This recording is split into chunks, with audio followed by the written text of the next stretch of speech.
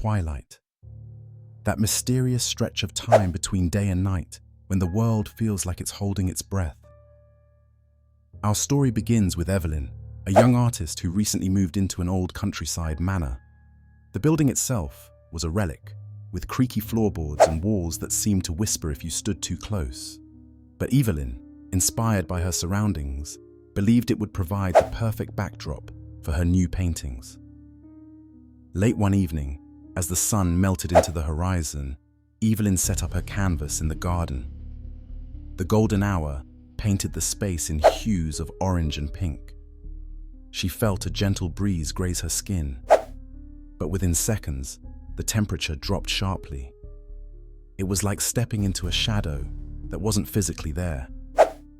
Shivering, she looked around but saw nothing unusual. Yet, an uneasy feeling began to gnaw at her. She began to paint furiously, as if the act could distract her from the creeping sense of being watched. That's when she noticed it. A faint figure reflected in the paint on her palette, not standing in the garden but right behind her. Evelyn froze.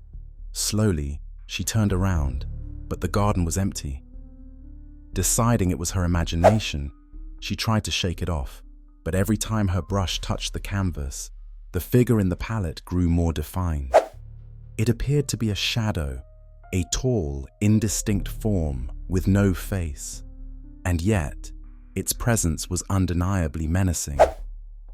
By twilight's peak, Evelyn no longer felt alone. The air was heavy, the breeze gone. Her surroundings were still, almost like nature itself was holding its breath.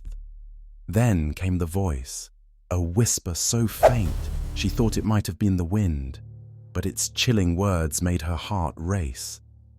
"Leave, before it's too late." The whisper resonated from everywhere and nowhere at once. Panicked, she turned to run inside the house, but as she reached the door, her canvas caught her eye. The painting, her painting, wasn't her vision of the countryside anymore. It depicted the manor, shrouded in twilight, with her standing in the yard, and behind her, the shadow loomed, more vivid than ever. Evelyn dropped her brush and fled, leaving the painting behind. She moved out the very next day, vowing never to paint at twilight again. But here's the twist.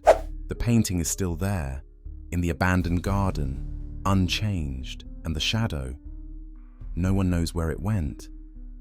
But if you ever paint at twilight, be sure to check who's really behind you.